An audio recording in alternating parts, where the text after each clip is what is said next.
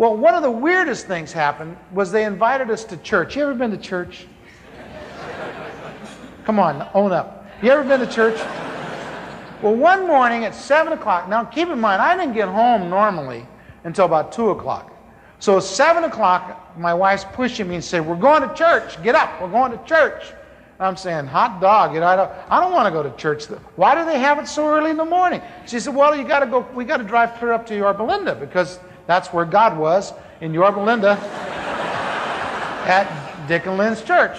And so we got dressed and we got in the car, you know, and it took us a long time. We couldn't find the kids' shoes, and we got in the car, and by then I was mad, and we got in a big, you know, argument, and we found out later it was the tradition that you're supposed to argue all the way to church. But we didn't know it, you know. We were already into the thing, and we argued all the way up there, and we finally get there, and it's a little old building, you know. I remember I drove up in front of it, and I thought, this place is hurting, you know.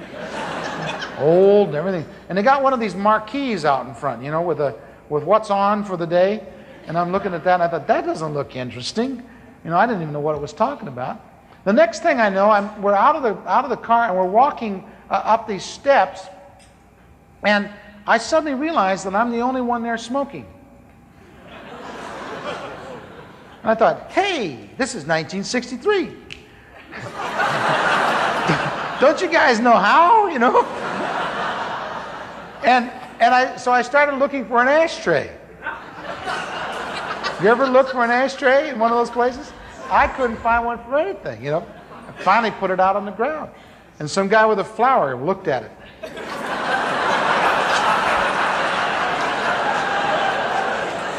Then another weird thing happened. I noticed that everybody talked real loud.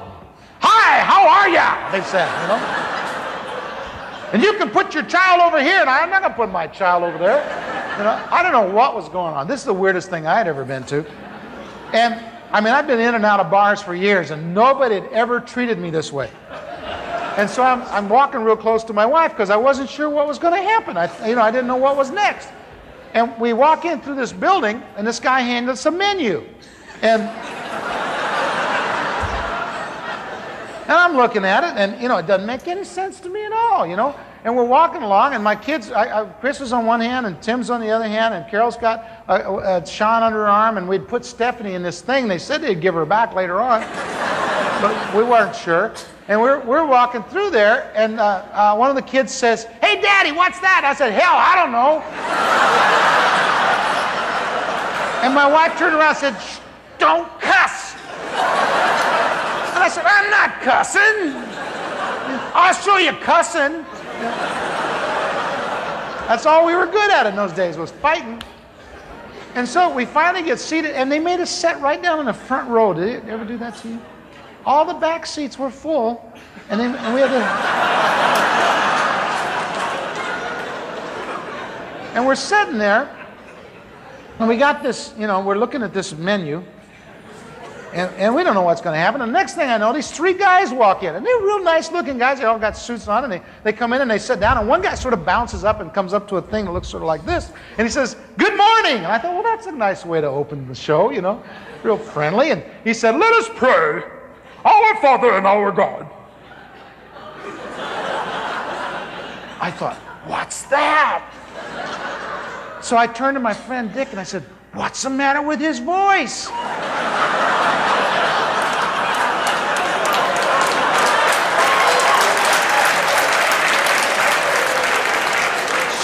He said, I don't know, they all sound like that. He says, I think they get it at seminary.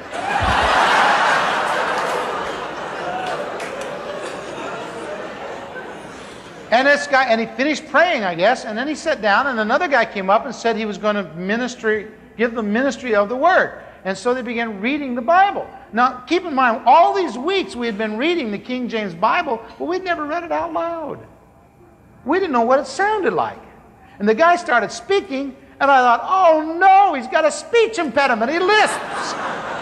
And I turned to my wife and I said, listen to that poor guy. She said, oh, I know. And she said, well, there's no better place to hire the handicapped than the church. And I thought, this place is weird. And then they started singing these songs. You ever heard a congregational song? We had a guy standing right behind us. He wasn't that close to any note on the page. You know? I mean, not that close. And I thought any minute those guys with the flowers, you know, they're gonna get rid of this dude. You know, he's not gonna last long here. And then the next thing, you've never been to church yet. The next thing that happened, I mean, this is really weird. The next thing that happened on the thing, it said that the choir was going to minister. And when the choir stood up to sing and they hit the first note, I said, this is no choir. This is a pickup group. Surely they couldn't have rehearsed and sound that bad. It was awful. I listened to it. Now, it's an interesting thing. You know, when a speaker's speaking or a choir is singing and people are listening to them, there's two jobs going on at the same time. I found out that I finished my job a lot sooner than they finished their job. I was through before they were. In any case, they sang for a while, and then this gal sang a solo.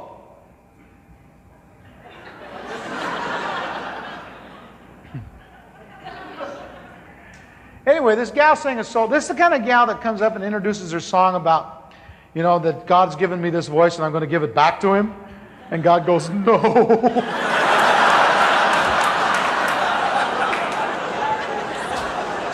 She had a vibrato that went at least 5 notes. She was in any of 3 keys at any time that you wanted to be there. Now, these were lovely people, please understand that, but this was my impression that first day. The next thing I know, this guy's preaching, and I don't know what he's talking about. And I'm listening, and I'm counting the tiles, and my kids are squirming, and they want to go, and they're talking to me, and they have to go to the bathroom, and they can't go to the bathroom because of the guys with the flowers. And it's going on and on and on and on and on and on and on and on and on and on. And I'm thinking, this is really bad news. I got to get out of here. First of all, I hadn't gone 40 minutes without smoking in years. I was hurting, you know, my nose was draining, you know. Oh, it was awful. So I'm sitting there, I'm thinking, this has got to stop. This has got to stop. And all of a sudden, I knew it was going to stop. Because I could sense the momentum picking up. You know, when the show's going to close, they rally for this big finish. And the guy was saying something to the effect that if anybody's been moved by what they've just heard, that they were supposed to come forward to this altar.